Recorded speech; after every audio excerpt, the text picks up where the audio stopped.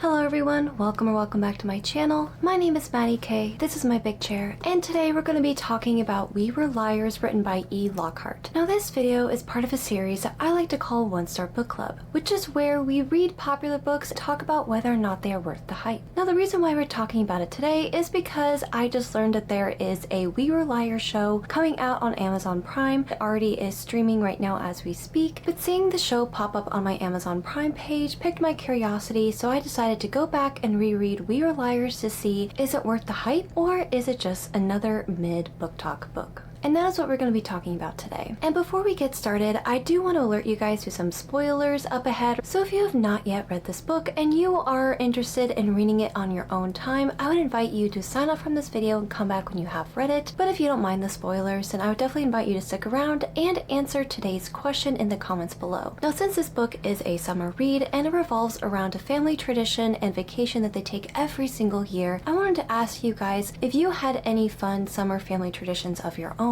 Was there a special place that you and your family frequented every single year? Or is there one trip in particular that really stood out as one of your favorite childhood memories? I'll go first. For years, my family and I had this tradition where we would drive from Phoenix to Colorado Springs to visit our cousins. We would usually be there around 1 to 2 weeks every single summer, and sometimes we would even take trips with them. Like we went to Boston one year, another year we went to Estes Park in Colorado, which by the way is a location for the infamous Stanley Hotel, which was the inspiration for The Shining, written by none other than Stephen King. I have to say, those are some of my favorite vacations of all time, and they are some of the best memories I have as a child. I always look back on those trips very fondly. Even the 10-hour-long road trips just to get there, it was all worth it in the end. Let me know your answers down below. Make sure to leave a like if you enjoyed this video, and subscribe if you haven't done so already. And without further ado, let's get into it. Before we get started with the summary, I do want to tell you guys some trigger warnings that we'll be talking about in detail throughout the rest of this video. And those trigger warnings include death of family and friends, dementia, divorce, classism, racism, and in-depth descriptions of trauma, head injuries, as well as chronic migraines. If that's going to be a bummer for you to hear, I would definitely invite you to skip ahead to the review where I talk about my final thoughts on the book as a whole, as well as my overall rating. So one thing I do want to say about this story before we get started is that I have actually read We Were Liars back in 2022, and this was a year that I really started to dive back into reading. I had a lot more free time on my hands, and I just found myself drawn to BookTok books. Now, of course, back then, I was a little more inexperienced when it came to all things BookTok, so I wasn't exactly sure which books were good and which books were bad, hence why I made this channel to warn and also guide people towards better books to read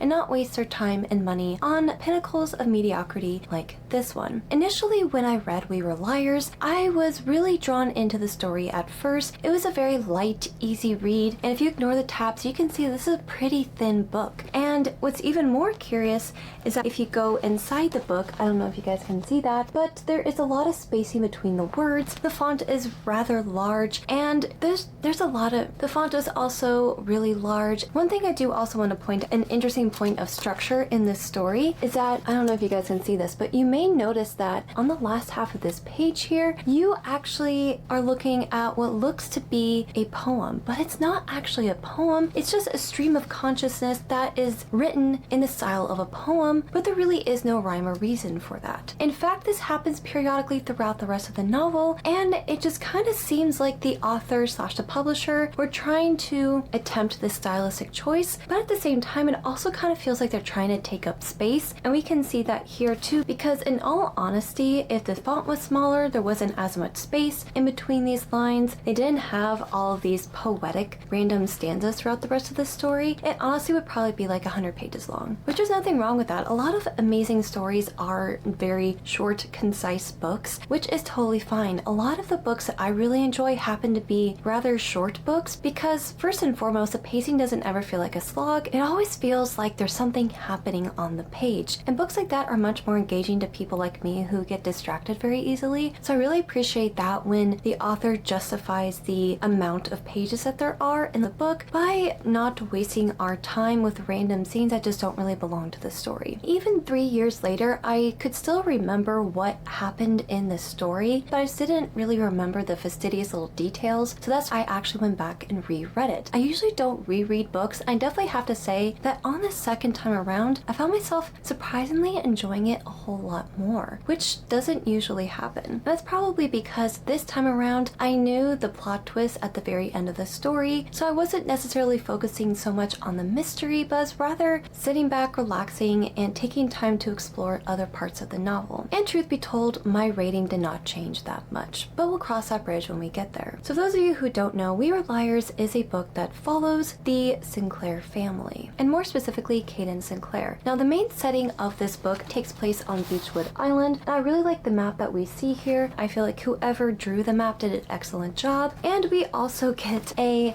small little family tree in the very beginning. So you have the grandparents and where they live. So we have Harris Sinclair and Tipper Taft. Yes, that is the grandmother's name, believe it or not. And we also have the name of the house on the island that they live in. So the nice thing about this is that when you look at the family tree, you can actually flip back to the page and see which house is theirs that they live in. So I feel like that's a pretty good way to gain your bearings as a reader, to be more immersed in the world of Beechwood Island, and to better understand semantics, where everything is located, how far one place is from the other. So I feel like that was really helpful, especially for a younger audience who maybe this is one of the first books that they're reading on their own and they're reading it to enjoy it. It's kind of hard to picture where things are in proximity to each other. So I found this guide to be particularly helpful, not to mention you want to be focused on the story and not where everything is located. And I feel like maps like this really do alleviate that issue for the readers. It makes it a bit of a more simpler read. That way you can flip back and forth and use it as a reference. So I did really appreciate the fact that they not only took the time to draw a map of Beechwood Island, but to also give us a better reference for where everything is. So Harris and Tipper had 3 daughters named Carrie, Bess, and Penny. And beside each of them is their husband, or at least the father of their children. And Carrie, who is Aunt Carrie to Cadence, she was married to William Dennis, and she lived at Redgate in New York City. So each of the sisters and their respective families have a home away from home on Beechwood Island. So Aunt Carrie and Uncle William have 2 sons named Johnny and Will. Now Johnny is also Cadence's age, so keep him in mind because he does play a very vital role in this story. Her other aunt, Aunt Bess, was married to Brody Sheffield. Their vacation home is called Cuddledown, and outside of the summer months, they lived in Cambridge. Aunt Bess has 4 children, Mirren, Liberty, and Bonnie, and Taft. Mirren is also Cadence's age, and she is also very important to the story too. And then we have Cadence's parents, Penny and Sam Eastman, and their house on the island is called Windermere, and they live in Burlington back on the mainland. So in the very beginning of the story, Cadence feels the need to introduce us to the family, and also to provide us some insight into the family dynamics. Welcome to the beautiful Sinclair family. No one is a criminal, no one is an addict, no one is a failure. The Sinclairs are athletic, tall, and handsome. We are old money Democrats. Our smiles are wide, our chins are square, and our tennis serves aggressive. It doesn't matter if the divorce shreds the muscles of our hearts so that they will hardly beat without a struggle. It doesn't matter if trust fund money is running out, if credit card bills go unpaid on the kitchen counter. It doesn't matter if there's a cluster of pill bottles on the bedside table. It doesn't matter if one of us is desperately in love. So much in love that equally desperate measures must be taken. We are Sinclairs, known as needy, known as wrong. We live, at least in the summertime, on a private island off the coast of Massachusetts. Perhaps that is all you need to know. So right off the bat, E. Lockhart lets us know exactly how the Sinclairs operate. They are the kind of people who like to brush things under the rug. They're very non-confrontational. They do not deal with conflict in any other way other than to suppress their emotions, move on, and pretend like nothing ever happens. And you'll see this periodically throughout the rest of the story, but whenever there is a loss or a divorce or something tragic that happened, the Sinclair's motto is basically to just don't talk about it. The Sinclair motto on how to deal with all things difficult is to ignore it, pretend like it doesn't exist, and maybe one day you'll forget what you lost in the first place. Conceal, don't feel, don't let them know. And as you can imagine, it does not bode well psychologically with the family because with all these suppressed emotions, things start to bubble up to the surface, and when there is conflict, it is very explosive. In chapter 2, on the very next page, she exposition dumps about who she is as a character. My full name is Cadence Sinclair Eastman. I live in Burlington, Vermont with Mummy and 3 dogs. I do also want to mention here that her mother's primary job, other than to just be a trust fund baby, is to breed purebred golden retrievers. I am nearly 18. I own a well-used library card and not much else. Though it is true I live in a grand house full of expensive, useless objects. I used to be blonde, but now my hair is black. I used to be strong, but now I am weak. I used to be pretty, but now I look sick. It is true I suffer migraines since my accident. It is true I do not suffer fools. So here Cadence is ostracizing herself from the other Sinclairs. Whereas her family puts on this facade of strength and apathy, she delves more into her emotions, and Cadence is the embodiment of weakness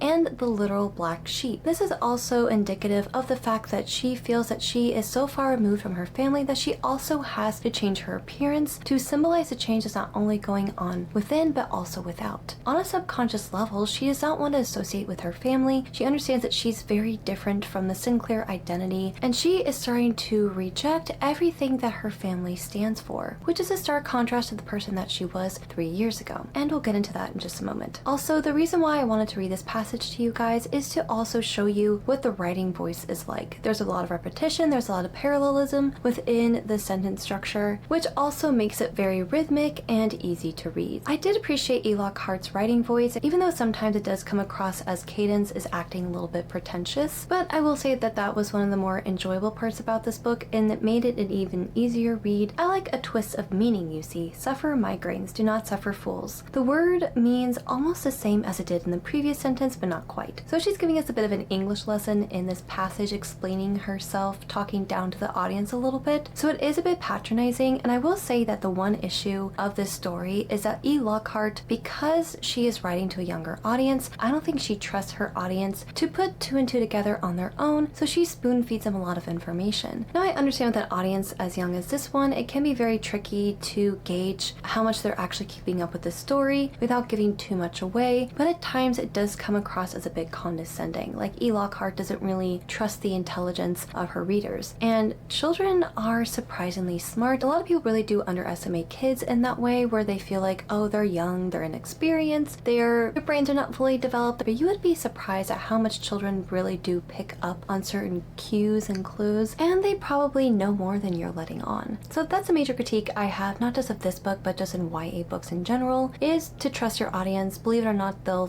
get there eventually, and if not, then they can go back and reread the story or ask a friend. Then it encourages a reread, and what's the harm in that? Now that Cadence has introduced us to all of our characters, E. Lockhart introduces the conflict to us. My story starts before the accident. June of the summer, I was 15. My father ran off with some woman he loved more than us. Dad was a middling successful professor of a military history. So this is a bit of an inciting incident because now that her and her mother are on their own, it has created a lot of tension in their house, especially since her mother refuses to talk about anything. Now this experience is very traumatic for Cadence because she loves her father and she never imagined a world in which he would not be there for her. Now the way in which E. Lockhart describes Cadence's emotions is that it's very graphic, trigger warning for gun violence, but the curious thing about her imagery is that sometimes it's so vivid and so tangible that it almost tricks the reader. I read these passages and I actually thought that these things were really happening, and this next passage I think really highlights what I mean by that. That June, summer 15, Dad announced he was leaving and departed 2 days later. He told my mother he wasn't a Sinclair and couldn't try to be one any longer.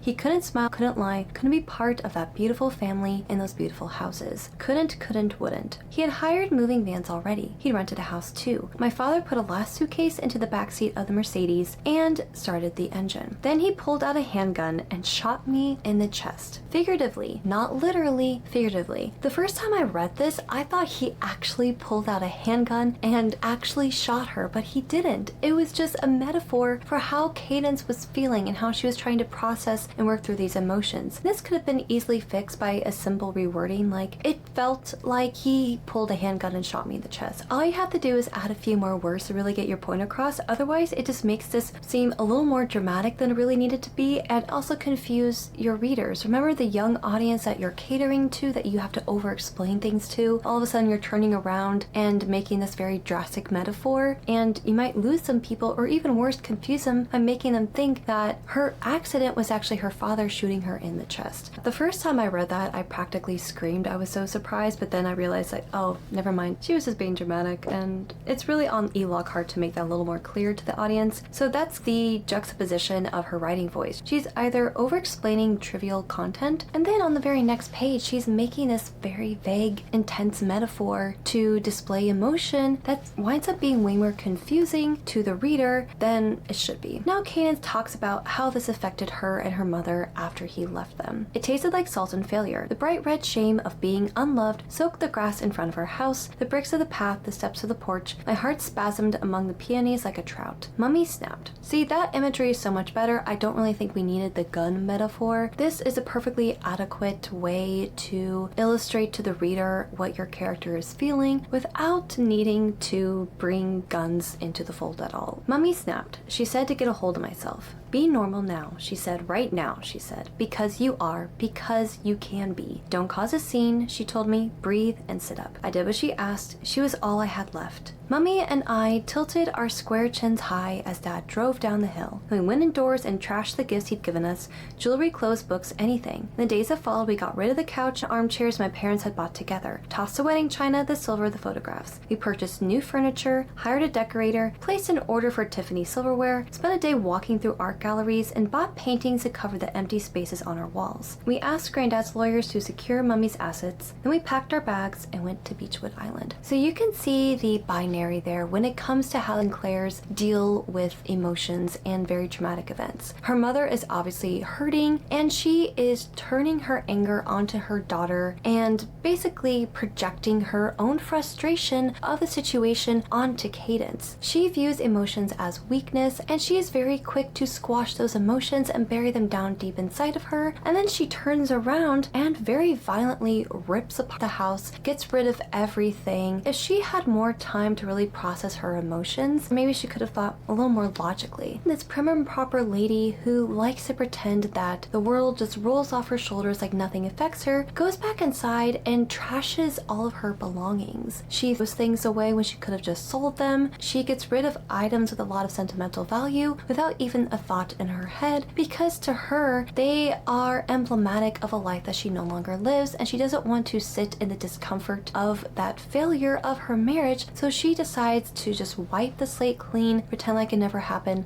and just move on. Which I can understand that that could also be a trauma response, is just pretending like nothing is wrong, but it does not give you the excuse to take out your anger and frustration on your husband, onto your daughter. She's not doing anything. She's had a normal human response to a very sad moment. She's crying, she feels hurt, she's wallowing in her grief, and you're basically turning around and punishing her for acting human. And this kind of behavior exemplifies the main crux and weakness of the Sinclair family, is that they are so unwilling to deal with their emotions in any healthy way that it really does come back to bite them in the end. And then here in chapter 3, we do get more of a family history. Penny, Carrie, and Bess are the daughters of Tipper and Harris Sinclair. Harris came into his money at 21 after Harvard and grew the fortune doing business I never bothered to understand. He inherited the houses and land. He made intelligent decisions about the stock market. He married Tipper and kept her in the kitchen and the garden. He put her on display in pearls and on sailboats. She seemed to enjoy it. So again, it was a very different time. I'm guessing they got married around the 50s and 60s, so this was the norm back then, right? Very traditional household values. Keep the women barefoot and pregnant and in the kitchen. It tracks with the time. Granddad's only failure was that he never had a son, but no matter. The Sinclair daughters were sunburnt and blessed, tall, merry, and rich. Those girls were like princesses. They were known throughout Boston, Harvard Yard, and Martha's Vineyard for their cashmere cardigans and grand parties. They were made for legends, made for princes and Ivy League schools, ivory statues, and majestic houses. Granddad and Tipper loved the girls so they couldn't say whom they loved best. First Carrie, then Penny, then Bess, then Carrie again. They were splashy weddings with salmon and harpists, then bright blonde grandchildren and funny blonde dogs. No one could ever have been prouder of their beautiful American girls than Tipper Harris were back then. The way that this is written is very similar to a fairy tale, and E. Lockhart does make that connection several times throughout the rest of the story because Cadence likes to retell her story through fairy tales. So occasionally we'll get little excerpts where she tells fairy tale stories but adds her own family history into them to further illustrate what is actually happening and to tell it through the lens of a whimsical, magical fairy tale land, when in reality the objects in the mirror are far closer than they appear. Fairy tales are a great way to not only criticize certain parts of society, but to also get a message across to the reader even more poignantly by drawing parallels between these fantastical creatures to real life people. That was one of the parts I really did enjoy about this story, and we'll get to that later. So here we have a little bit more background on the Sinclair family and the Beechwood Island. They built 3 new houses on their craggy private island and gave them each a name: Windermere for Penny, Redgate for Carrie, and Cuddledown. I am the eldest Sinclair grandchild, heiress to the island, the fortune, and the expectations. Well, probably. So this part here, I feel like once you know the plot twist, it's almost like E. Lockhart is giving a little too much away in the very beginning, which I think does the ending a little bit more of an injustice. So I'm not exactly sure if this was a mistake that she made or a bit of foreshadowing that it's kind of difficult to catch if you're not really looking out for it. So now Cadence is introducing us to the liars, aka her cousins, and one outlier who turns out to be her love interest. Me, Johnny, Mirren, and Gat. Gat, Mirren, Johnny, and me. The family calls us for the liars, and probably we deserve it. We are all nearly the same age, and we all have birthdays in the fall. Most years on the island we've been trouble. Now the one problem with this nickname for me is the fact that we never actually get to see how they earned that nickname. For the most part in the main plot line, these teenagers don't do anything that normal average teenagers wouldn't do. For the majority of the book, they sit in a house of their own and they play Scrabble, they go to the beach, they swim around, they joke, they tell stories, they have bonfires, they go kayaking. Despite their general messiness around the house, their behavior does not garner the kind of reputation that would elicit such a nickname as the liars. And I think that's one of the biggest issues with this book overall, is that E. Lockhart is all tell and no show, and I wish we'd have had more flashbacks to them actually getting in trouble. But since the main focus of the story is on what happened in summer 15 when she had her accident, we don't really get to spend a lot of time in the past when they were kids. And now E. Lockhart gives us a little bit more information on the individual liars and who they are as people. Before that, Mirren, Johnny, and I weren't liars. We were nothing but cousins,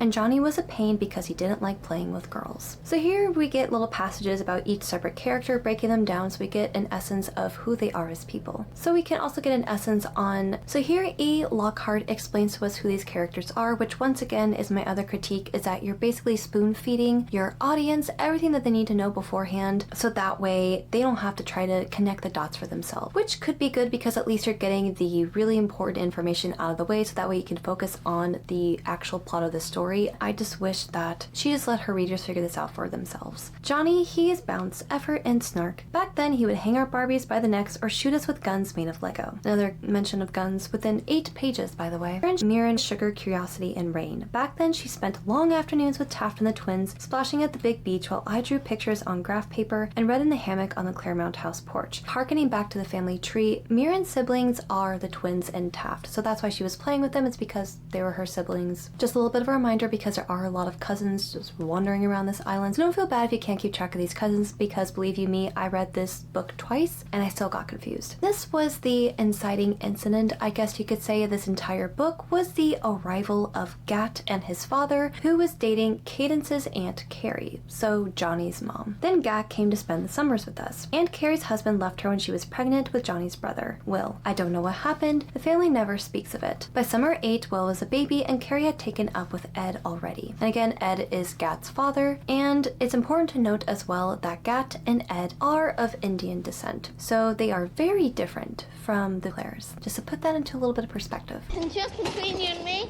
they don't look very Aryan. And let's just say the family feels a certain way about this new development. This Ed, he was an art dealer and he adored kids. That was all we'd heard about him when Carrie announced she was bringing him to Beechwood, along with Johnny and the baby. They were the last to arrive that summer, and most of us were on the dock waiting for the boat to pull in. Granddad lifted me up so I could wave at Johnny, who was wearing an orange life vest and shouting over the prow. Granny Tipper stood next to us. She turned away from the boat for a moment, reached into her pocket and brought out a white peppermint, unwrapped it, and tucked it into my mouth. As she looked back at the boat, Gran's face changed. This is when she saw Gat and Ed for the first time, and let's just say that Granny does not approve. For reasons that I assume are obvious, apparently the only thing that Granny Tipper seems to be a big fan of white peppermints, white houses, and white people. Anything outside of that apparently just doesn't belong. Now Cadence, because she did not grow up in the 1950s, has a different reaction upon seeing Gat and meeting him for the first time. Now that Gat and Ed have gone off the boat, they're making their first introductions, and Ed is thrust into this family, realizing that Carrie didn't exactly warn them about the surprise. This part was very sad to me, not only the fact that Carrie did not warn Gat and Ed about what to expect, but also by withholding this information from her family, and their reactions kind of shows why she didn't really feel like telling them, because what are they gonna do when they come to the island? Turn them away? No, that's impolite. But if she tells them about it when they haven't yet gone to the island, then maybe they could just tell them to turn away. Carrie obviously did this on purpose, and I think she did put everyone in a very uncomfortable situation because of it, but because she knows that her family is much more of the conceal, don't feel kind of people, she knew that they were not going to confront her or him, so they're just going to have to deal with each other. Tolerance is key in this family. Even though there is an underlying intolerance towards Ed and Gat, they obviously have to put on this nice face because the Sinclairs are polite, civilized people. Yay. Racism 1, humanity 0. Gee, when Janice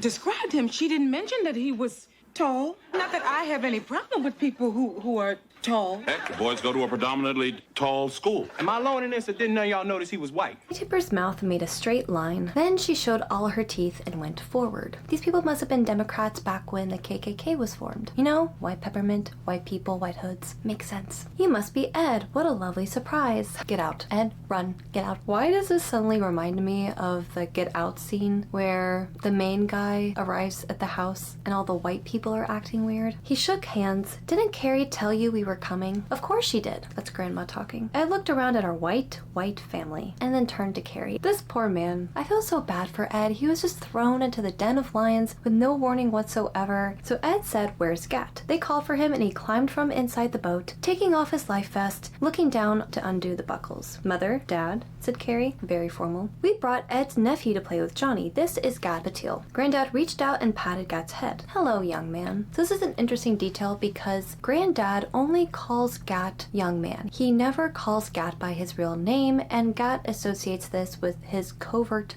racism. And the fact that he doesn't really acknowledge the fact that Gat has a name is another way of dehumanizing him in a very subtle but also very microaggressive sort of way. But once you see that happen over and over and over again, you realize that there's a lot more negative connotation behind this term of endearment that he has for Gat.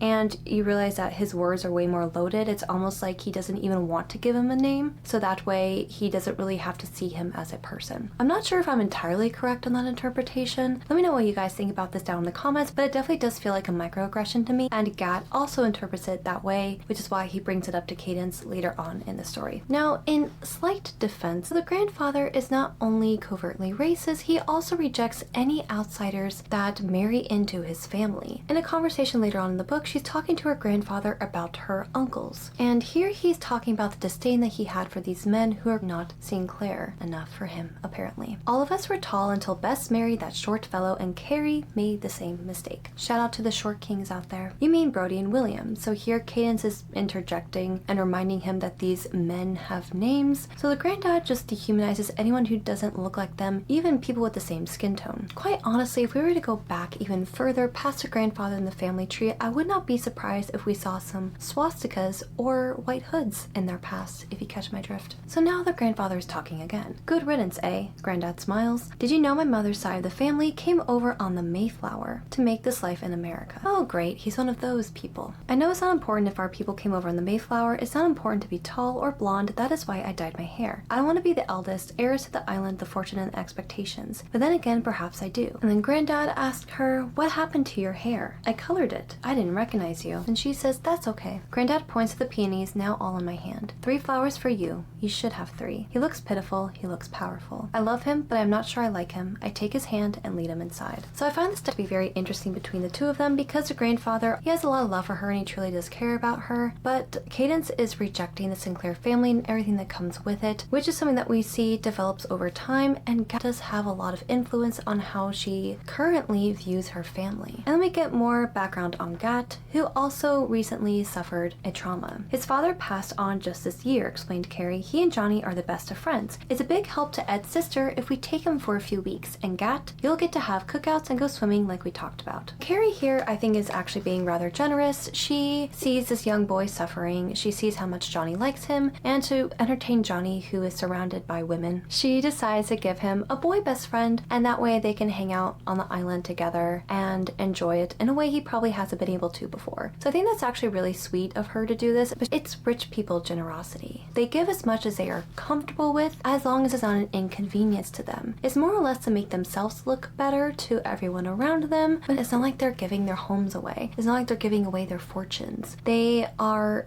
doing what is possible to, in a way that doesn't really feel like an inconvenience to them. So this is when Cadence meets Gat for the very first time. Carrie asks Gat a question, but Gat didn't answer. He was looking at me. So we have a bit of an insta-love situation here. His nose was dramatic, his mouth sweet. Skin deep brown, hair black and waving. Body wired with energy. Gat seemed spring-loaded, like he was searching for something. He was contemplation and enthusiasm, ambition and strong coffee. Guess we're comparing his skin tone to coffee, which is another critique of characters of color, is that they are compared to food, once again objectifying or dehumanizing them, which was something that I didn't really notice until someone pointed it out to me, and I've been noticing it everywhere. I have been noticing in recent books, thankfully, that we have been moving away from this trend and evolving more into the realm of just describing skin tone, describing it like tawny brown, amber, olive skin tone, etc. I've even seen authors recently describing white characters as having ivory skin tone, which is fine. I definitely feel like that's a much more appropriate way to describe people. This is the first and last time we're going to see him be compared to coffee. And Cadence talks about their mutual attraction to each other. It's like star-crossed lovers. The minute they saw each other, they fell head over heels in love with each other. I could have looked at him forever. Our eyes locked. I turned and ran away, got followed. I could hear his feet behind me on wooden walkways that crossed the island. To be young and in love. They're so cute. They're chasing each other. It's so adorable. I really like that scene of them as kids, but unfortunately, like most things in life, it did not last very long because Gat and the other liars had to grow up. So now I think you guys have a better sense of what this story sounds like and is about. Now that we have our characters in our heads, we know where it's taking place, let's get into the plot. So Cadence tells us that the summer that she was 15, she had a terrible accident that also resulted in temporary amnesia. She was hospitalized for a while, diagnosed with hypothermia, and they tried to nurse her back to health. The problem was that she could not remember her accident at all, so she kept asking people about it, and eventually they just gave up, and the doctor said, leave it alone, she has to find out what happened by herself. The memories have to come back to her naturally, which does make sense because you run the risk of giving someone false memories, or even worse, having them layer false memories over the true memories, so it's even harder for them to recover what truly happened that day. True to form, the Sinclairs just pretend like the accident never happened. Her mother never talks about it. She keeps telling her, no, you have to remember on your own, I can't tell you. And she hides behind this diagnosis provided by the doctor, but in reality, she's just excusing the fact that she does not want to deal with what happened. She has a lot of feelings and she can't do anything else other than to repress them because that is a learned behavior that she developed when she was a child thanks to her parents, and now she doesn't know what to do with any of it, so she just ignores it. The only thing that Cadence was told about her accident was the fact that she hit her head really hard, and this has caused her to have chronic migraines, the kind of migraines that imprison her body for days. She's nauseous, she can't eat, and she's lost a lot of weight. She's very haggard, she hasn't slept a lot, and she has missed a lot of school as well. So a lot of her friends have turned into more distant acquaintances. She's failing out her classes, so she has to retake her junior year of high school all over again. She's really struggling, she's in the trenches, she's not having a very good time, and even worse, she cannot remember why she even got these migraines in the first place. She cannot remember the accident. She's super frustrated, and it's very clear that her family is determined to keep this accident a secret from her. Her family keeps trying to send her off to different vacations vacations during the summer, so that way she has no excuse to go to Beechwood Island. So the summer when she was 16, she went on a European trip with her father, but she couldn't really enjoy it because once again, she had migraines, so she was suffering. She was usually spending most of her time in the bathroom, nauseated, throwing up, not having the kind of European experience you'd want to have. So her father had to do a lot of solo trips and excursions without her, so she felt like she missed out even though she had the privilege of going to Europe for free. All expenses paid by her grandfather, which is something that she does not learn until much later when Gat tells her. Alongside the migraines, Cadence has also developed a different kind of rebellion. She starts giving away timeless family heirlooms because she does not feel any sentimental connection to them anymore. Because in the family of Conceal Don't Feel, if you don't have any emotions for things, then why are you tied so much to these worldly possessions if not through emotions? So her mother is obviously very frustrated by this and very concerned, but because she cannot regulate her emotions and she does not know how to actually express herself in a mature way, she just sweeps it under the rug, just basically yells at her daughter and tells her to stop and just get a hold of yourself and act normal, and that's it. Suffice to say that Penny Sinclair is not winning the Mother of the Year award anytime soon. This is just another symptom of being a part of the Sinclair family. These people are in the business of suppressing all human emotion in order to appear more like perfect little robots rather than people, and any kind of weakness is immediately stamped out. So the one thing I will say about the fairy tales that doesn't also do E. Lockhart any favors in the racism department is you'll notice a certain character is more often than not compared to an animal. Not just once, but twice this happens in this story. Keep in mind this book was published back in 2014. Once upon a time, there was a king who had 3 beautiful daughters. The girls grew up as lovely as the day was long. They made grand marriages too, but the arrival of the first grandchild brought disappointment. The youngest princess produced a daughter so very, very tiny that her mother took to keeping her in a pocket where the girl went unnoticed. Eventually, normal-sized grandchildren arrived, and the king and queen forgot the existence of the tiny princess almost completely. When the 2 small princesses grew older, she passed most of her days and nights hardly ever leaving her tiny bed. There was a very little reason for her to get up, so solitary was she. One day she ventured to the palace library and was delighted to find what good company books could be. She began going there often. One morning as she read, a mouse appeared on the table. So this read like a Despereaux retelling to me, and it's also a self-insert for Cadence. The very small princess in the story is her, and the mouse is Gat. And she sees herself as the disappointment or the one that people are just ignoring, and she's the one who falls for an outsider that her family does not approve of. He stood upright and wore a small velvet jacket. His whiskers were clean and his fur was brown. "You read just as I do," he said, walking back and forth across the pages. He stepped forward and made a low bow. The mouse charmed the tiny princess with stories of his adventures. He told her of trolls who steal people's feet and gods who abandon the poor. He asked questions about the universe and searched continually for answers. He thought wounds needed attention. In turn, the princess told the mouse fairy tales, drew him pixelated portraits, and made him little crayon drawings. She laughed and argued with him. She felt awake for the first time in her life. It was not long before they loved each other dearly. When she presented her suitor to the family, however, the princess met with difficulty. "He is only a mouse," cried the king in disdain, while the queen screamed and ran from the throne room in fear. Indeed, the entire kingdom, from royalty to servants, viewed the mouse suitor with suspicion and discomfort, not unlike the way that the Sinclairs regard Gat and his father. So E. Lockhart is trying to illustrate in a different narrative form what is happening in the story. She's further emphasizing points that she's already made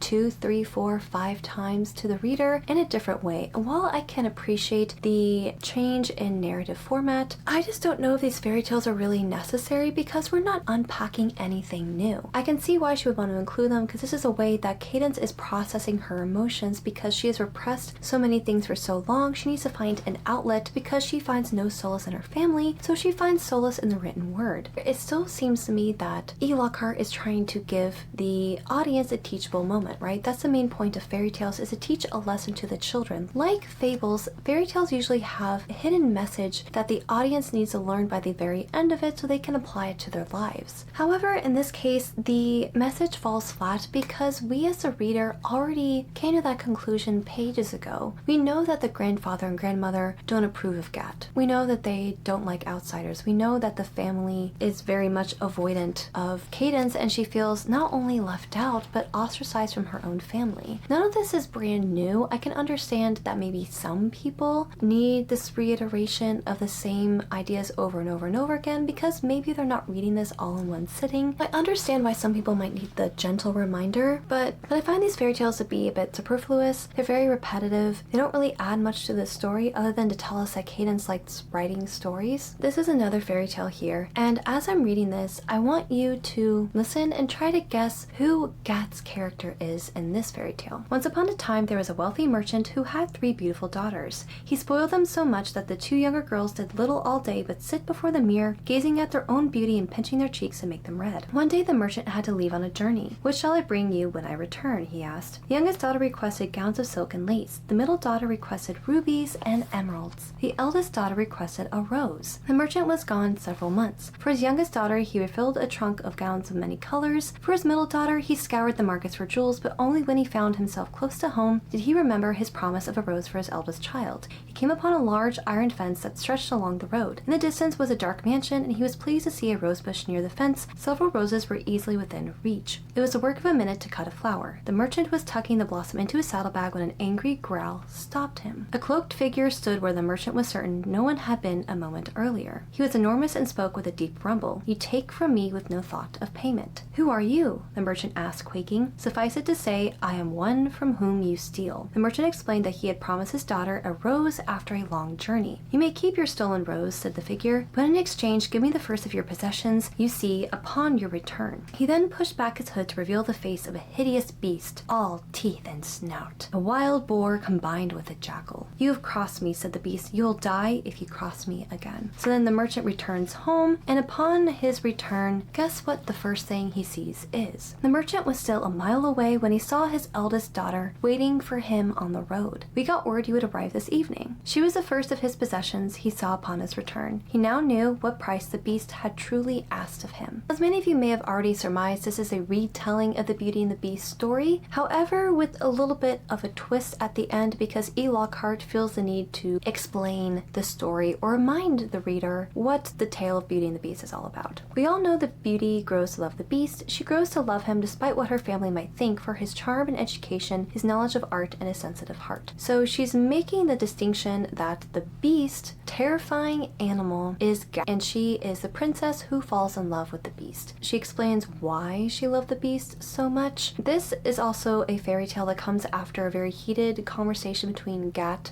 and Cadence and the grandfather and the cousins. We see how there is this dissonance between Gat, who grew up lacking, and the very privileged Sinclair grandchildren who grew up with everything handed to them. They wanted for nothing. They never had to struggle. They never knew hardship, and Gat did. Even though they have suffered in the past, it's been very minor compared to Gat. He feels like he sees the world and all the pain and the hardship and the poverty in it, and the Sinclairs are just blissfully ignorant because they can afford to not care about these things because of their privilege, because of their background, because of their money. It doesn't affect them, so why should they care? So Gat is way more in the world. Gat is much more worldly and empathetic and caring. He wears his heart on his sleeve. He doesn't repress his emotions. He is very confrontational. He enjoys bringing up the past, even if it's hurtful or difficult for the family to talk about. He does not shy away from emotion, and Cadence is drawn to that because it's the exact opposite of her family. She wants to be with someone who is different from them, which is why in the present she is rejecting them. And this is the part of the story where I feel like it got really problematic because of what E. Lockhart says here. So her father, the merchant, sees the jaws and the snout.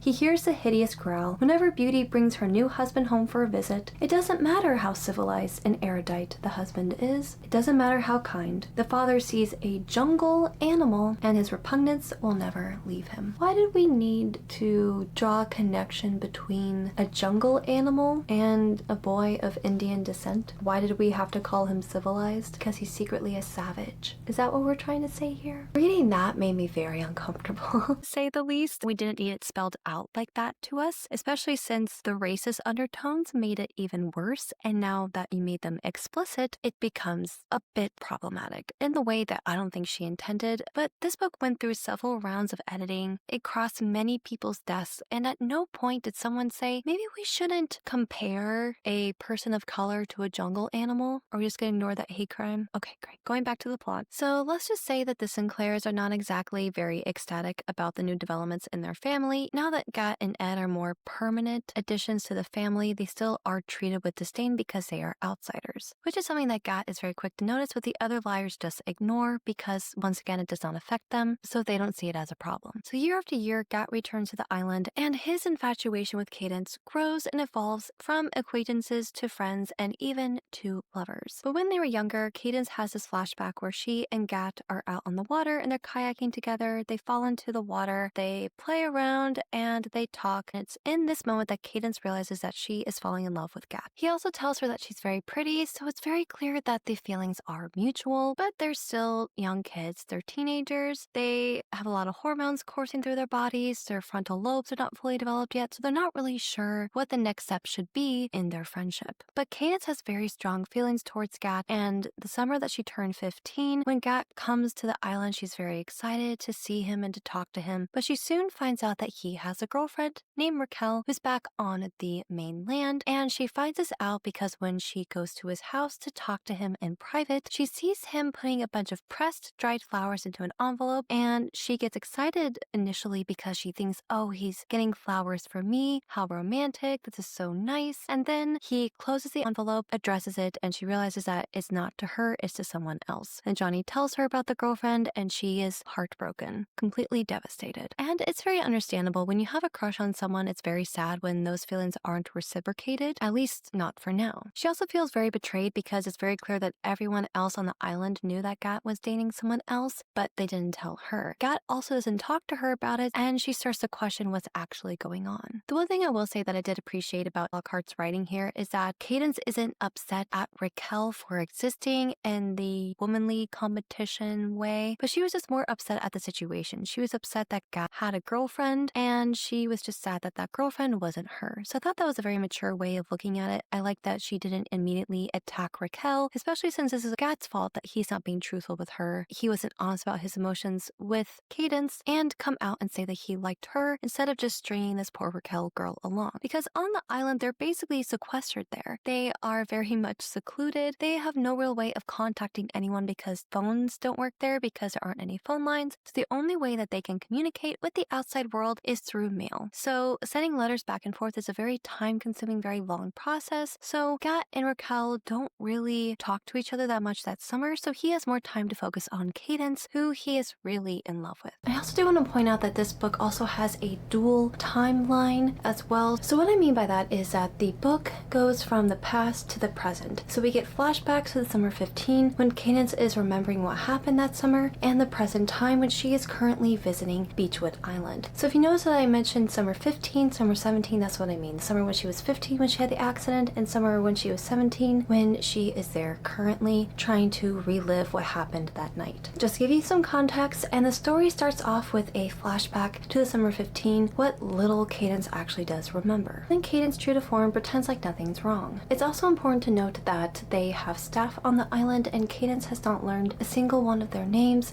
and Gat does call her out on that because that's a huge part of her privilege as well, that she just expects people to be there to take care of things for her, and without even acknowledging the fact that these people are humans as well, with their own names and families and desires and dreams, and she doesn't really seem to understand that. And then at a bonfire between her and the liars, Gat brings up the fact that all of them are very privileged, and he calls them out on it, which of course they reject and they dismiss because, well, for starters, it's a very hard thing to hear that your friend has any disdain for you and resents your riches. It's also a very hard thing to hear that maybe you're not as good of a person as you think you are. These are very tough pills to swallow, and of course Johnny and Mirren are very defensive of who they are and their family and their privileges, and they turn the criticism onto Gat and call him out for just starting conflict for conflict's sake. And Gat is not exactly very happy about this response, so he literally turns and walks into the ocean with his jeans on. But he's just going for a swim to cool off, and Cadence follows him into the water, and their interaction during this time, I don't understand what E. Lockhart is trying to say. The major character trait of Gat is conflict, and he does like to point out the fact that the Sinclairs are very privileged. But in this conversation he has with Cadence, she says that he's being very antagonistic antagonistic and he should stop, and even he says that yes, he should stop trying to start conflict where it doesn't belong. But it's a very strange message, especially for a book catered to a younger audience. You're basically telling these children, if they see something, don't say something. Don't call out an injustice when you see it. Don't rock the boat. Just let things lie. It is the way it is, and you just have to live with it. Which doesn't seem like a very constructive thing to do, to just ignore things when they get bad. This interaction is very strange too, because even though Gat at this point is trying to adopt the Sinclair way of just conceal, don't feel, later on throughout the rest of the story, he's almost encouraged to keep ruffling these feathers. And at the very end of the story, Cadence acknowledges how wrong her family is. I guess the lesson of this interaction was that Cadence is very ignorant, she's very naive, and also goes to show how much character development she goes through throughout this entire story. It also puts the onus on Gat in a bit of an unfair way and criticizes him for not being constructive enough in the way that he tries to approach conflict and tries to solve the world's problems, because that's what Gat wants to do. He wants to solve poverty. He wants to make sure that everyone has equal rights, and the Sinclairs are perfectly fine with just ignoring the fact that other people suffer because they're not suffering, so therefore it doesn't matter. Johnny and Mirren basically yell at Gat and tell him to shut up because he was making them uncomfortable instead of just being nice, decent human beings about it. It just goes to show how repressing emotions is not very healthy, because then you turn around and yell at your friends in a very aggressive way. All those pent-up emotions bubble up to the surface and eventually they're going to explode, and that's not a very constructive way to deal with emotions, is to punish people who are just trying to not only have a conversation, but talk about very important, relevant things going on in the world. And Johnny and Mirren don't want to talk about it because it makes them feel guilty, so they try to shut it down because they don't like those emotions, and they just much rather have fun, enjoy their vacation, rather than talk about the outside world. And they're so isolated when they're on this island that they almost don't want to acknowledge that there's anything going on outside, especially talking about starving children in India. That's not exactly a fun conversation to have while you're out on the beach trying to have a nice day. So I guess the message of this interaction was it's better to salvage the feelings of spoiled rich kids rather than talk about things that are happening in the world to other people. Not sure if that's the best message to give to a younger audience, but I digress. So Cadence and Gat developed this tradition where they sneak out, climb up on the roof, and look out on the stars. And Cadence knows that Gat has a girlfriend, and Gat knows that he has a girlfriend, but they're still not acknowledged the elephant in the room. And it's getting to a point where they talk about the universe. Gat doesn't believe that God exists because he doesn't believe that a benevolent God could let people suffer, which very relatable. And they also talk about whether or not they're good people. And the next day, Cadence goes up to the attic to clean out all of her father's things, and Gat sneaks up to see her. In the attic, they confess their feelings for each other, and they even share a kiss. And then who walks in to interrupt them but her grandfather? After witnessing them have this very intimate moment, he sends Gat back downstairs, and then as he's going down, the grandfather warns him to watch himself. A very loaded comment with a double meaning, warning Gat to watch his step in more ways than one, telling Gat to back off, marking his territory on his granddaughter and letting him know that he will never be welcomed into the Sinclair family. Cadence of course ignores this because she is oblivious to everything around her, and then her grandfather sits her down to have a conversation with her. And they talk about nothing really, but it's very obvious that her grandfather is trying to ward her off Gat's path. It's very obvious that her grandfather sees her as almost like the heir to the Sinclair inheritance and fortune, and he's trying to groom her into becoming more like him and his wife, rather than Aunt Carrie, who welcomed this outsider into their family. Also, I do want to mention that the summer of 15, Tipper Taft, the grandmother, had passed away, and ever since her death, the grandfather has basically been pitting his own daughters against each other. There's a lot of infighting going on in the house during their family vacation, in which the sisters are basically playing tug of war with each other over family heirlooms, over homes, over money, and it's getting to a boiling point in the house because you have these people who've never been taught proper ways to deal with their emotions and regulate whether or not they're being emotionally manipulated or gaslit. They don't realize how unhealthy this entire situation is, or even how to process what they are feeling in a way where they're not taking their anger and frustration out on each other. They're punishing each other for their own father's emotional abuse, and they're not willing to acknowledge it, and they have to play suck up to dad, or else they might be written out of the will. Even worse, they are now enlisting the help of their own children to try to win over their grandfather's favor. It's a very real King Lear moment, and even E. Lockhart makes that reference in this book to further drive home that point. These people seriously need therapy. So I'm going to read to you a little bit from chapters 62 and 63 to give you guys a little bit of a clue as to what this looked like during summer 15. My mother and her sisters were dependent on Granddad and his money. They had the best educations, 1,000 chances, 1,000 connections, and still they'd ended up unable to support themselves. Well, this is what happens when you give people everything. They don't develop the perseverance or resilience to learn how to make a life of their own. And it shows here how much the grandfather really failed his children. I think he is projecting a lot of his own insecurity and anger at his own failure onto his children, because he, as a very rich man, had a lot of expectations for his children, and in his eyes they have failed. And that's just something that he cannot accept. None of them did anything useful in the world, nothing necessary, nothing brave. They were still little girls trying to get in good with daddy. He was their bread and butter, their cream and honey too. And so here so the only hope for these women is to not strike out on their own and make a life for themselves, but to get dad's money. After all, it's a lot less work to try to win over your father than it is to go to college and build up your resume. So Cadence's mom is trying to convince their grandfather to let them keep Windermere. And her mom is basically coaching her on what to say to her grandfather. "We're not lonely," Mummy told Granddad. "We adore Windermere, don't we, Katie?" So that's her nickname, is Katie. Granddad beamed at me. "You okay there, Cadence?" I knew what I was supposed to say. "I'm more than okay here. I'm fantastic. I love Windermere because you built it specially for Mummy. I want to raise my own children there and my children's children. You are so excellent, Granddad. You are the patriarch and I revere you. I am so glad I am a Sinclair. This is the best family in America." Obviously, she's supposed to pucker up and kiss the ring of her grandfather, and she just won't have it. This is what Cadence actually says. "It's too big for us," I told Granddad. No one spoke as I left the room. So she's not following her mother's orders, and her mother is very incensed by this. Mummy and I were silent on the walk back to Windermere after supper. Once the door shut behind us, she turned on me. "Why didn't you back me with your grandfather? Do you want us to lose his house? We don't need it." So the sisters are fighting over Windermere because Bess, who has more children, wants it because the house has a lot of rooms, and of course Penny, Cadence's mother, is holding on as tightly as she can to it. She does not want to let it go. And then Cadence tells her we don't need it. I picked the paint to the tiles. I hung the flag from the porch. It's 5 bedrooms. We thought we'd have a bigger family, referring to her and her father. Mummy's face got tight, but it didn't work out that way. That doesn't mean I don't deserve the house. This is my house. You can't expect me to give it up because Bess had too many children and left her husband. You can't think it's okay for her to snatch it from me. This is our place, Cadence. We've got to look out for ourselves. This is when Cadence starts to take on more of that role between her and her mother, and she is recognizing her own privilege, and she is now confronting her mother about it. "Can you hear yourself?" I snapped. "You have a trust fund. What does that have to do with it? Some people have nothing. We have everything. The only person who used the family money for charity was Gran. Now she's gone, and all anyone's worried about is her pearls and her ornaments and her real estate. Nobody is trying to use their money for good. Nobody is trying to make the world any better." So we can really see here how Gat is really starting to influence Cadence for good, and recognize how pointless all these worldly treasures are when there's so many people suffering and they're just hoarding their wealth. And she recognizes how really silly this entire conflict is between all of them, because they're basically fighting over toys. Yes, houses are very important. You need a place to live, you need shelter, food, etc. But at the end of the day, this is their second home. And she realizes that what her mother sees as necessity is really just excess wealth. They don't need more than one house. They don't need all of these fancy decorations. They don't need all these cars. They don't need a private island when they could just give up this money to people who actually genuinely need it. As you can probably guess, her mother is understandably not very receptive of this, but she is not the only liar who starts to rebel. Johnny and Mirren are also refusing to do their mother's bidding, and it's becoming a very difficult time at the house. So I'll put a pin in summer 15 right there, and let's talk about summer 17. So that summer, Cadence made a deal with her mother, and her father wanted to take her to Australia, but Cadence says, "No, I'm done hiding. I'm done wondering what happened. I need to go back to Beechwood Island, and I need to find out what happened there." So she and her mother and her father have a deal. Cadence is going to be at Beechwood for 1 month, and then for the rest of the summer, she's going to go live with her father in Colorado. So the first part of summer, she goes back to Beechwood, and at Beechwood, she's very excited to see her cousins. She sees the twins and the boys are under the impression that she's a drug addict because of the medication that she's taking for her migraines, which she never really corrects them on. I don't know why you wouldn't distinguish those two things, especially to kids. There's a lot of very flawed logic with this book, and if I reflect on it way too long, we're going to be here forever. Cadence also notices that her aunts and her mother are much more huggy, they're much more emotional, they're much more open to physical touch, because usually they're much more robotic and closed off, but now they're being a little more open and vulnerable to each other. Her grandfather is suffering from dementia, so he he's having a really hard time. He keeps calling her Mirren, and then she finds the liars, or Gat, Johnny, and Mirren at Cuddle Down. And this is where they isolate themselves from the rest of the island, and they decide to stay at Cuddle Down and not spend as much time back at the main house. So Cadence notices that there's a lot of renovations to her grandfather's house. It's basically like someone tore it down and built a brand new house in its stead. It's very different, it's very modern, and she's trying to connect the dots that there's something interesting going on around here. People are obviously keeping secrets from her, and she just wants to find out what those secrets are. So during summer 17, she's starting to have these recollections of what happened 2 years ago. She's remembering conversations and things that they did, and as she's living with Johnny and Mirren, they kind of confirm what's been going on. But it's coming back to her very slowly, and it's taking a lot of time. In the meantime, she's spending most of her days at Cuddle Down, hanging out with Mirren, Johnny, and Gat, and then she goes back to have meals with her family. Her mother is very upset that she's spending so much time at Cuddle Down because she wants her to spend time with her grandfather before he passes away, but Cadence is very stubborn, and she says, no, I want to spend some time at Cuddle Down with the liars. I also do want to mention that Cadence feels very betrayed by Gat, because at the time of her accident, she knows that something very terrible happened to her. She remembers being out with Gat, and she thinks that he left her there for dead. He abandoned her in her time of need, and she's very upset at him, and also at Johnny and Mirren, who for the past 2 years have basically been ignoring her. She hasn't been back at Beechwood Island since the accident, and ever since then she's been trying to reach out to them, emailing them, mailing them certain objects which they never seem to have gotten, and they never returned her emails. Now they do explain it away and apologize to her and just say, hey, this wasn't the right time, I'm sorry, I didn't reach out, I should have, I was being a jerk. So Cadence is working very hard to also repair her relationship with Gat. Now Gat is also feeling a little bit remorseful because he considers himself to be a very good person, right? The pinnacle of truth and goodness and morality on Beechwood Island. Amidst all of these spoiled rich people, he has a bit of a superiority complex amongst them, and then the summer of 15, he feels like he failed himself a little bit because he was cheating on Raquel with Cadence. Because up on their little rooftop tryst, they were kissing and holding each other, they were swinging on the tire swing, holding hands, you know, the things that young couples do. You know, no matter how often I see it, the sight of young lovers never fails to make me sick. He was physically and emotionally cheating on Raquel with Cadence, and he feels like he betrayed all three of them. Raquel because she's a nice person, she did not deserve to be cheated on. Cadence because she was a true love of his life, and he feels like he was only giving part of himself to her, and their love wasn't really as pure as he first thought it was. And also himself, because he believed that he had a very strong moral compass,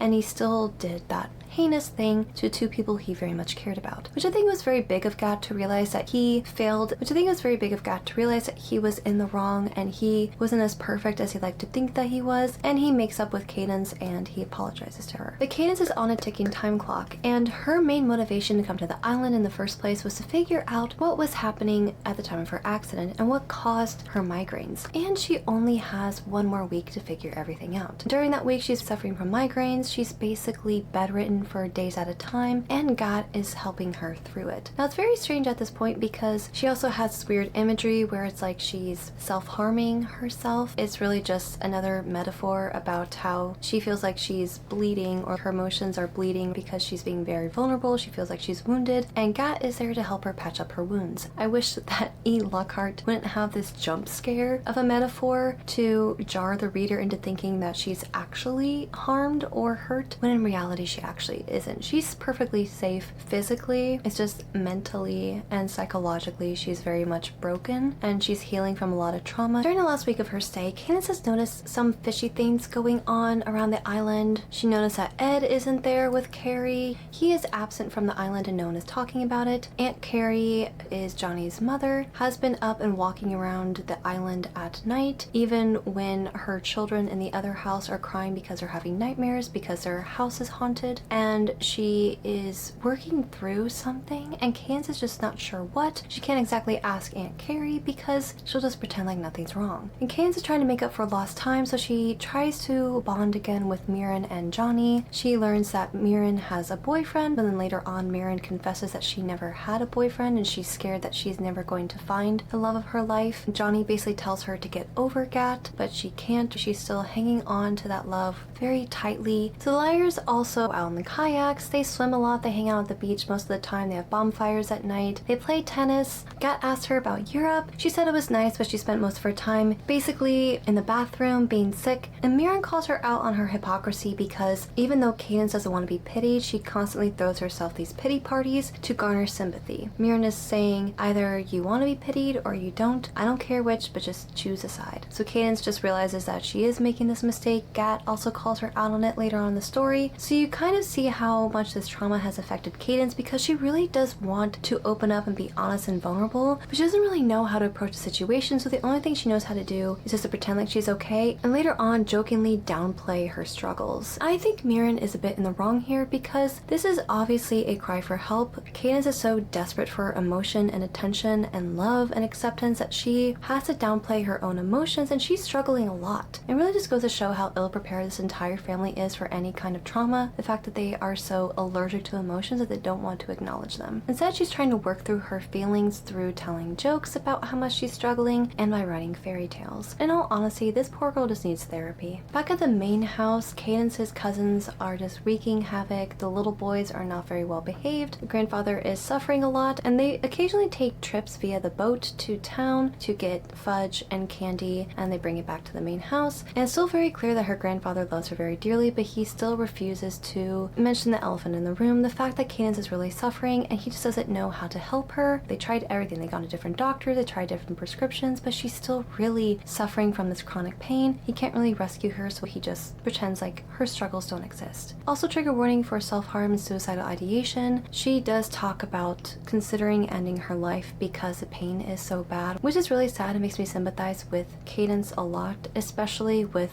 what happens at the end of the story. Her cousins are very adamantly trying to help her remember what happened that summer. Then one day, Cadence magically wakes up and realizes that there was a fire. She confronts Johnny, who helps her unlock the rest of her memories. So he reminds her how intense it was at the house with the sisters fighting, everyone trying to suck up to Granddad and earn his favor and essentially inherit the Sinclair wealth. The grandfather is very obviously the true antagonist of this entire story because he is goading his daughters on. He is intentionally misleading them by telling one sister one thing and turning around and telling another sister a very different story. He is getting off on this power. He really enjoys being in control, and Gat and the rest of the liars see that. They're very resentful of him and what he's doing intentionally to their family by ripping them apart. They lament how much they so desperately just want lightning to strike the house so they won't have to deal with it anymore, and that is the spark that causes the fire, both literally and figuratively, that led to the accident. And it's getting so intense that one night when they snuck out to get snacks, Gat and Cadence overhear the ants talking. We were rummaging when we heard voices. It was ants coming into the kitchen, their speech slurred and hysterical. This is why people kill each other, said Bess bitterly. I should walk out of this room before I do something I regret. You don't mean that, said Carrie. Don't tell me what I mean, shouted Bess. You have Ed. You don't need money like I do. You've already dug your claws into the Boston house, said Mummy. Leave the island alone. And now they're playing a little game called Who's the Better Daughter by fighting over who has done the most for the family, who helped out the most with their mother's funeral, who's helped Dad out the most with decorating the house, etc. Her mother is not having any of Aunt Bess's shenanigans. Who did the funeral arrangements for Mother? Snapped Bess. Who stayed by Dad's side for weeks, who went through the papers, talked to the mourner, wrote the thank you notes. You live near him, said Mummy. You were right there. I was running a household with 4 kids and holding down a job, said Bess. You were doing neither. A part-time job, said Mummy. And if I hear you say 4 kids again, I'll scream. I was running a household too, said Carrie. Either of you could have come for a week or 2. You left it all to me, said Bess. I'm the one who has to deal with Dad all year. I'm the one who runs over when he wants help. I'm the one who deals with his dementia and his grief. Don't say that, said Carrie. You don't know how much I have to swallow just to be a good daughter to him. And then Bess says, I've earned it. The house. Who drove Mother to her doctor's appointments? Who sat by her bedside? That's not fair, said Mummy. You know I came down. Carrie came down too. You didn't have to do that stuff, said Mummy. Nobody asked you to. Then Beth says something that's truly chilling, but I think really does bring to light a lot of what the family feels about Gat and Ed. This is when she is addressing Carrie. You choose Ed. You choose to live with him. You choose to bring Gat here every summer when you know he's not one of us. You know the way Dad thinks. So they all know that he's being racist and no one's doing anything about it. And you not only keep running around with Ed, you bring his nephew here and parade him around like a defiant little girl with a forbidden toy. Carrie hit Bess across the mouth. Bess left, slamming doors. Mommy left too. So that was the tumultuous atmosphere that was happening in the summer 15. And it was at this time that the liars started to concoct this plan, and because the liars were fed up with being pawns in this game, and they concocted this plot that eventually led to the accident. We thought, we talked, what if in another universe, a split reality, God reached out his finger and lightning struck the Claremont house. So the Claremont house is the grandfather's house, the one that everyone is fighting over. What if God sent it up in flames? Thus he would punish the greedy, the petty, the prejudiced, the normal, the unkind. He would repent of their deeds, and after that learn to love one another again. So this passage just proves how naive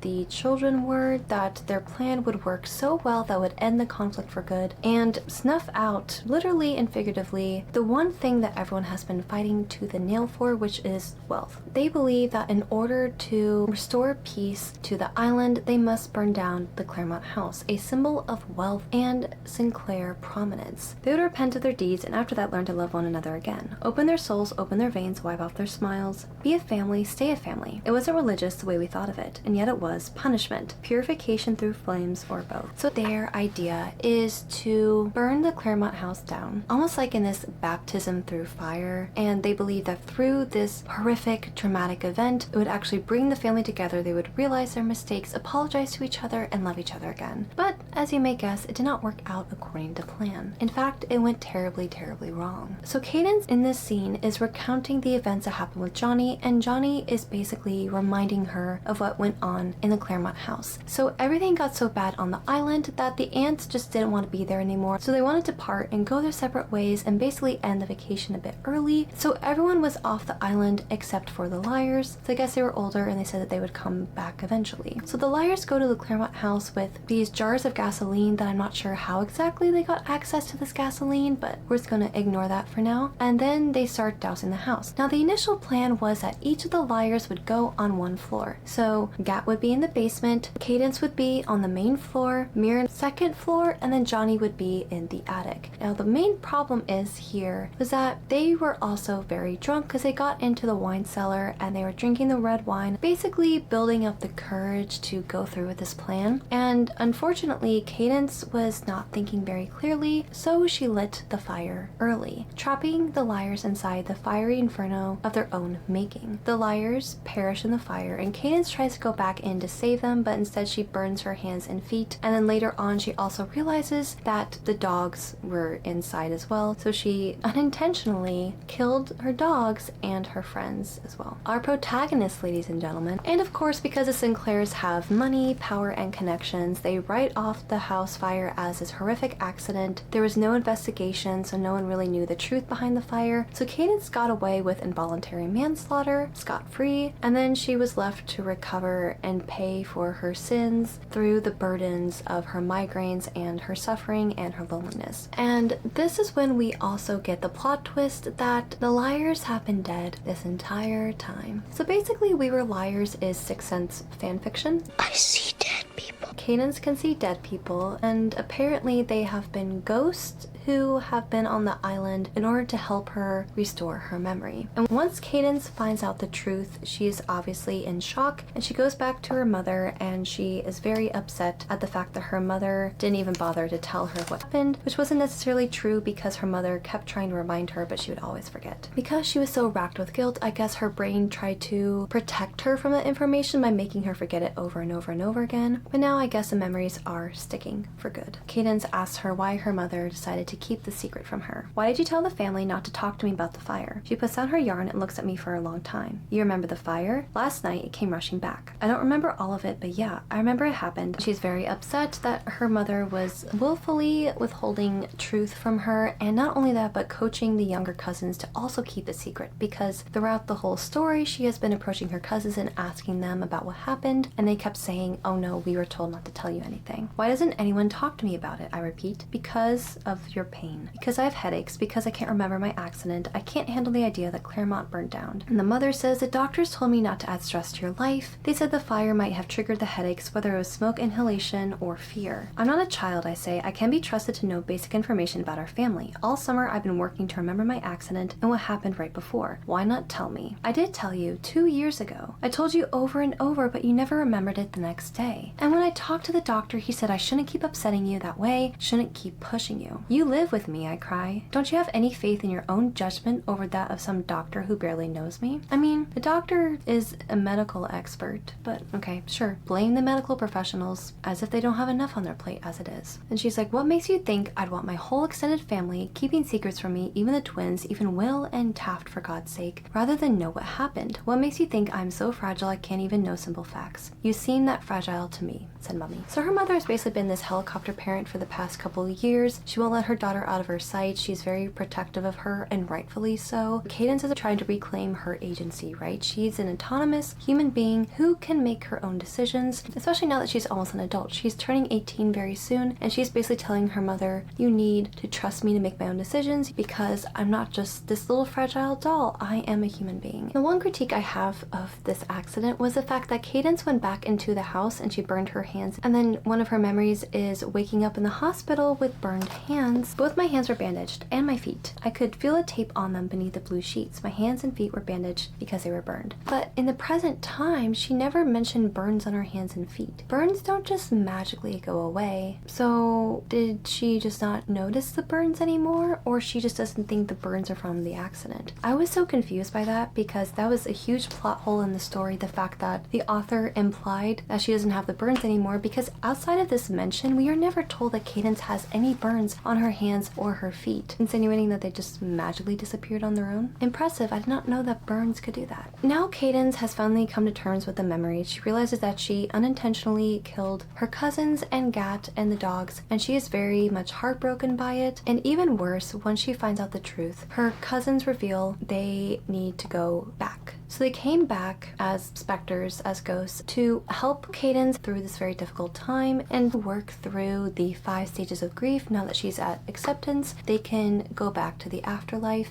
It was a very sad moment. It was very touching to me, especially the way that E. Lockhart wrote it. The way that Cadence is now coming to terms with what she did, what happened, and the fact that she lost her best friends. The realization of what I have done comes as a fog in my chest, cold, dark, and spreading. I grimace and hunch over. The icy fog runs from my chest, through my back, and up my neck. It shoots through my head and down my spine. Cold, cold remorse. I shouldn't have soaked the kitchen first. I shouldn't have lit the fire in the study. How stupid to wet the book so thoroughly. Anyone might have predicted how they would burn. Anyone. This is basically the bargaining stage where she's trying to think of things that she could have done that could have saved them, but of course, there's no time machine to go back and change what she's done. I wanted so much for us. A life free of constriction and prejudice. A life free to love and be loved. And here I have killed them. My liars, my darlings. Killed them. My Mirren, my Johnny, my Gat. And she essentially blames herself for coming up with the idea because the idea was actually hers. I should have shut up about taking things into our own hands. I could have stayed silent, compromised. We could have been patient. I could have been a voice of reason. I can't take any of it back. I cry for my aunts who lost their firstborn children. For Will, who lost his brother. For Liberty, Bonnie, and Taft, who lost their sister. For Granddad, who saw just not his place burned to the ground, but his grandchildren perish. For the dogs, the poor naughty dogs. I cry for the vain, thoughtless complaints I've made all summer. For my shameful self-pity, for my plans for the future. I miss my pillow, my books, my photographs. I shudder at my delusions of charity, at my shame masquerading as virtue, at lies I've told myself, punishments I've inflicted on myself, and punishments I've inflicted on my mother. I cry with horror that all the family has been burdened by me, even more with being the cause of so much grief. We did not, after all, save the ideal. That is gone forever, if it ever existed. We have lost the innocence of it, of those days before we knew the extent of the aunt's rage, before Grand's death and Granddad's deterioration, before we became criminals, before we became ghosts. Then she has this moment where she provides a bit of a eulogy for each of her cousins because obviously she did not go to their funerals, so she never really got to speak on their behalf. And she reminisces about how Johnny was an athlete, he ran marathons, he had all these dreams for his life, he wanted to own a car, eat fancy cakes, live his life as a young man. And then she's talking about how Mirren never got to fulfill her dream of being loved, never had sex. Now that's completely taken away from her. All their youth and innocence is completely gone. And then finally she gets to Gat. My Gat. He'll never go to college. He had that hungry mind, constantly turning things over, looking not for answers but for understanding. He'll never satisfy his curiosity, never finish the 100 best novels ever written, never be the great man he might have been. He wanted to stop evil. He wanted to express his anger. He lived big, my brave Gat. He didn't shut up when people wanted him to. He made them listen, and then he listened in return. He refused to take things lightly, though he was always quick to laugh. I loved him. I love him, as best I could, but he was right. I do not know him all the way. I'll never see his apartment, eat his mother's cooking, meet his friends from school. I will never see the bedspread on his bed or the posters on his walls. I'll never know the dinner where he got egg sandwiches in the morning or the corner where he double locked his bike. I have lost you, Gat, because of how desperately I fell in love. It is my fault, and yet they love me anyway. Despite the poor dogs, despite my stupidity and grandiosity, despite our crime, despite my selfishness, despite my whining, despite my stupid dumb luck and being the only one left, my inability to appreciate it, when they have nothing anymore but this last summer together. They have said they love me. I have felt it in Gat's kiss and Johnny's laugh. Mirren shouted it across the sea, even. So she obviously has survivor's guilt, and she's working through all of these emotions, and then she finally reaches acceptance, and then she goes out on the beach where her cousins are, and they tell her that they have to go back to the afterlife. And this is because Mirren is getting ill, and they're all starting to feel it, like that pull to go back to the other side. So they are there one last time to say goodbye to Cadence. I turn to Gat. You going too? He nods. I'm so sorry, Gat, I say. I'm so sorry, and I will never be able to make it up to you. He kisses me, and I can feel him shaking. I wrap my arms around him like I could stop him from disappearing. Like I can make this moment last, but his skin is cold and damp with tears. I know he is leaving. It is good to be loved, even though it will not last. It is good to know that once upon a time, there was Gat and me. Then he takes off, and I cannot bear to be separate from him. I think this cannot be the end. It can't be true we won't ever be together again. Not when our love is so real. The story is supposed to have a happy ending. But no, he is leaving me. He is dead already, of course. The story ended a long time ago. Gat runs into the sea without looking back, plunging in all his clothes, diving underneath the small waves. The liars swim out, past the edge of the cove and into the open ocean. The sun is high in the sky and glints off so bright, and then they dive, and they are gone. You're all going to hell.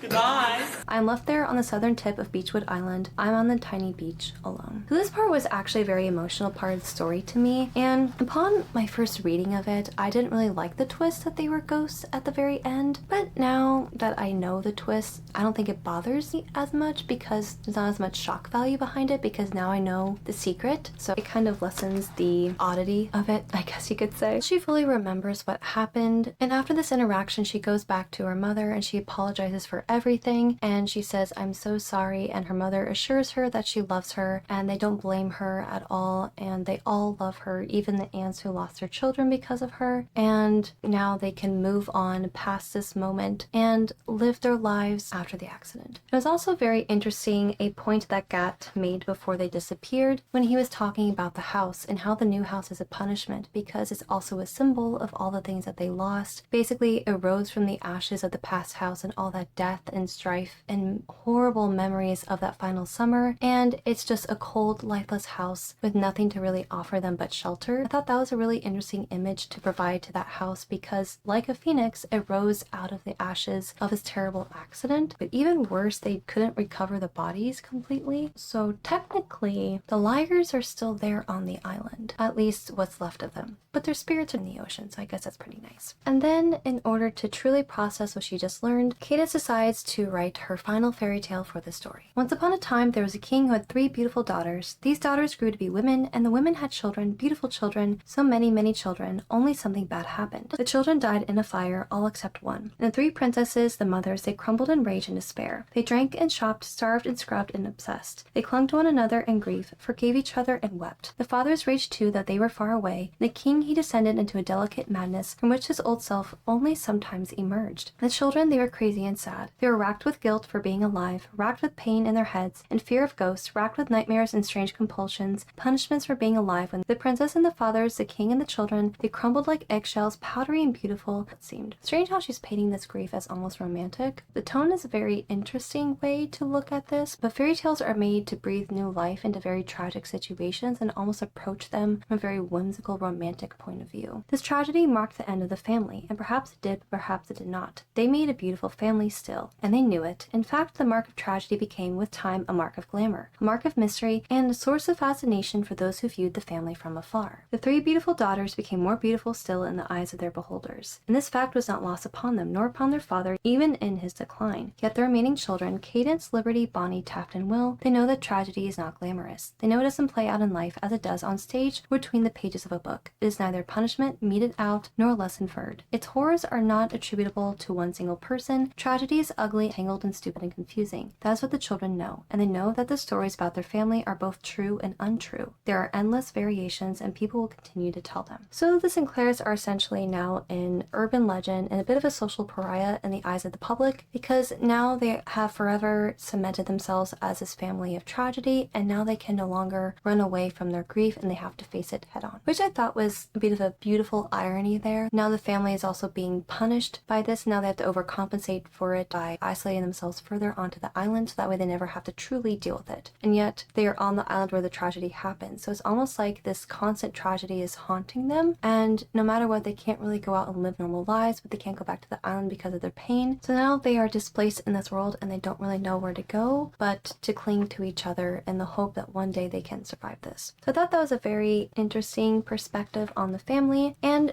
to end the book, Cadence reintroduces us to this new person. So I like how we have these introductions to Cadence being framed in the very beginning and the end, so we can see how much she grew as a character, but also to leave off on a more positive note and provide some hope for the future. My full name is Cadence Sinclair Eastman. I live in Burlington, Vermont with Mummy and 3 dogs. I am nearly 18. I own a well-used library card, an envelope full of dried beach roses, a book of fairy tales, and a handful of lovely purple rocks. The purple rocks were from the beach, by the way. Not much else. I'm the perpetrator of a foolish, deluded crime that became a tragedy. Yes, it's true that I fell in love with someone, and that he died along with the other 2 people I loved best in this world. That has been the main thing to know about me. The only thing about me for a very long time, although I did not know it myself. But there must be more to know. There will be more. My full name is Cadence Sinclair Eastman. I suffer migraines. I do not suffer fools. I like a twist of meaning. So that concludes a summary of We Were Liars, and now we're going to get into the review portion. We're going to have to go through this rather quickly because the sun is not my friend today. So let's get started. So things I really did like about the book. I really liked the writing voice. I really like E. Lockhart's writing voice. I think this book was very prosaic. I like the different ways that she structured the sentences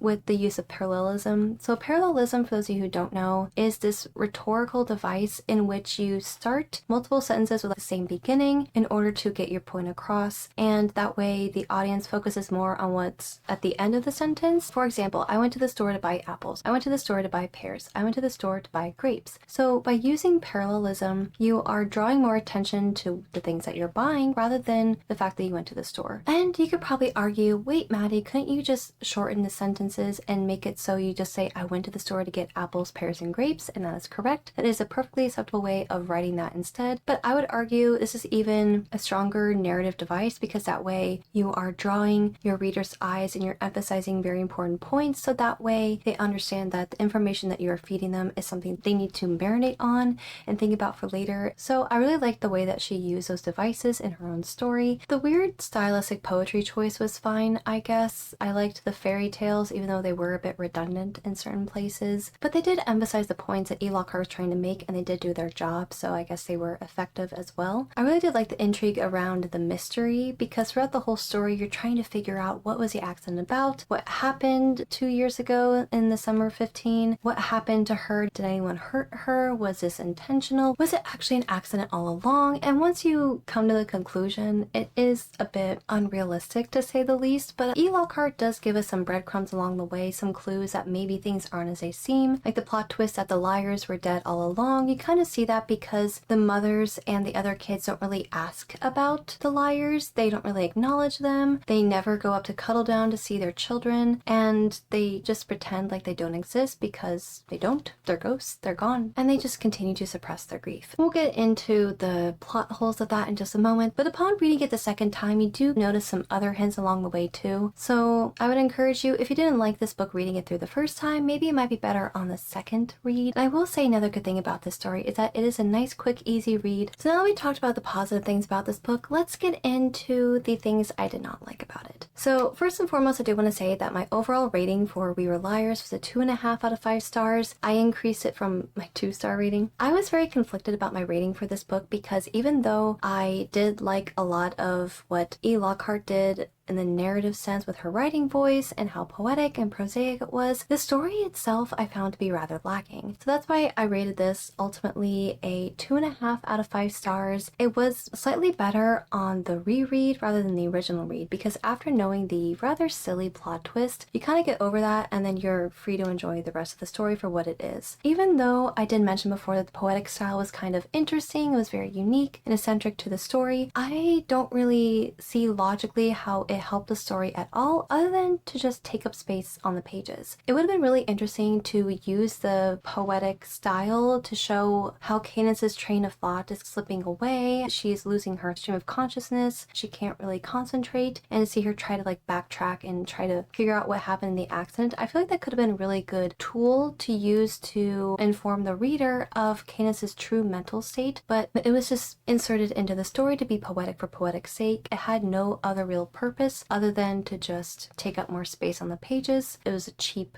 stylistic choice. Also, I mentioned this in the beginning of the video, but I'm going to reiterate it again. I didn't like the fact that we never got to see the true origin of the liar's name or the reputation. We were told that they got into trouble when they were kids, but we never actually got to see them get into trouble. I get it to a certain extent. Narratively, you want to get to the plot as quickly as humanly possible, but I don't see the harm in throwing in a flashback or two of them earning the name of the liars. It was just a cool name. She couldn't figure out where it came from or how to introduce it properly in the story, so she just threw it in there. One issue that I have with the plot twist at the very end was the fact that they were dead all along. I feel like this has been done so many times improperly. Ever since Sixth Sense, you've seen this rise in this trend where people see ghosts, they don't know that they're really dead, and it's usually a huge fumble. Very rarely have I ever seen a case outside of M. Night Shyamalan's movie that was actually done well. A lot of authors attempt to do this, and directors and writers, and it never really turns out the way that they wanted. It just feels like another cheap trick. Initially, upon my first read, I was surprised that they were dead. I didn't like the whole angle of, oh, let's not tell the person with amnesia anything, so they have to find it out for themselves. It was not a very good plot twist. I did not appreciate it. I don't think it was done very well. I usually don't like this trope in stories because it's not done properly. But there were some plot holes that opened up other realms of possibilities that suggested that maybe the other characters knew that the ghosts existed. One example of this was when Cadence was calling the house to talk to her cousins to tell them that she was coming. One of her cousins, Taft, I believe it was, he was saying that he was having nightmares, and she told him, "I'll just have Mirren read you a story." Taft knows that his sister is dead. How would that make sense that she would read him a story unless he just didn't hear her properly or he excused it as, oh, just Cadence being crazy? Another interesting little scene that made me question the whole "we were dead," which was when Carrie, or Johnny's mother, went to cuddle down one day. She was walking, she was having a little night walk, and she approaches Cadence and she asks her if she's seen Johnny, which is a very interesting thing to say. We never have a follow-up conversation with Aunt Carrie about why she would ask her this question, and it's very suggestive of the fact that either Aunt Carrie knows that Johnny is a ghost haunting the island, or she just thinks that Cadence is crazy and is seeing things. Or it was just the author trying to throw us off the scent and just trying to confuse us. But it does create these gaping plot holes that are more confusing than not, and I really wish that an editor would have caught these and would have been like, look, even if your story is predictable and people guess what happened by the end of the story, it still will come as a shock. At least if not to the reader, then at least to Cadence, and then there's a bit of dramatic irony there, right? Because the reader knows what's going on, but Cadence doesn't. So I think that when authors try to do their best to not make a super predictable story, they also fail the readers by trying to pull a fast one on them, and it's just a cheap trick to stay one step ahead of the readers, and I don't like it when authors trick readers intentionally, because the whole point of that is just to make themselves feel smarter than the readers, when in reality it's just like a cheap parlor trick to distract the reader from what's actually happening. Another issue that I have with the book overall was the fact that the author would routinely bring up the issue of classism and racism, but she never offered any closure to these conversations. Throughout the entire story, we have two worlds colliding here. We have Gat, who comes from a less privileged place, and the Sinclairs, who are one of the richest families in America. And you see Gat really struggle and have this internal conflict within himself of being so close and near to this wealth while simultaneously understanding that there's so much suffering going on in the world and trying to figure out how to solve that problem and how to reason with these spoiled rich kids about the fact that they are very privileged and maybe they should help the world, and they just butt heads and they disagree with him. So I don't know what the author was trying to say with that. I don't know if she wanted the Sinclairs to fix the problem, realize that they were wrong, realize that they were bad rich people, or that Gat was in the wrong for calling them out for squandering their wealth that they were born into. I don't know what the message E. Lockhart was trying to say with that. I think it was just very confusing. There was no real closure other than the fact then they just lost the house and had to rebuild a new one. That was it. Unless it's a ghost story, then that's totally fine. Also, on the topic of Cadence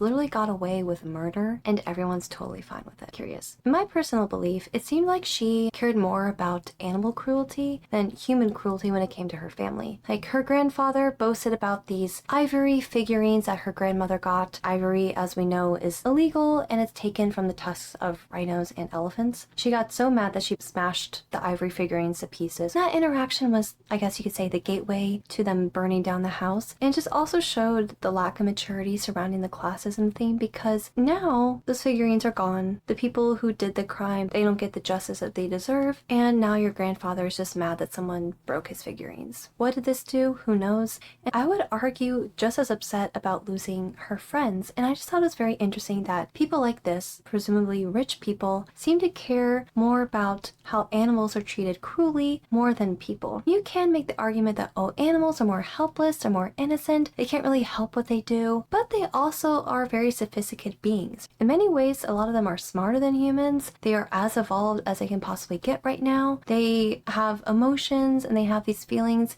and yes, a lot of the times they are at the mercy of people, but then the underlying tone of this is like, oh, humans deserve to suffer because they have autonomy, and look what they did with it, they squandered it, so they deserve to suffer. No equal rights at all for everyone. I guess that's the theme of the story. I don't know. I've definitely have read better, and I'm kind of disappointed with a lot of the issues in this book, with the classism and the blatant racism against Gat and his uncle. I thought that was really unfortunate, especially for a book that was written as recently as 2014, which is really disappointing for me personally. Alright everyone, that's the end of the video. Thank you so much to those of you who have stayed until the very end. If you have, make sure to leave a little sun emoji in the comments down below. Let me know what you thought of the video. Answer the question in the beginning of the video. Let me know, are you going to watch the show? Have you seen the show already? What did you think? Would you recommend it? Subscribe if you haven't done so already, and have a great rest of your day. Don't forget to keep reading, and I'll see you next time.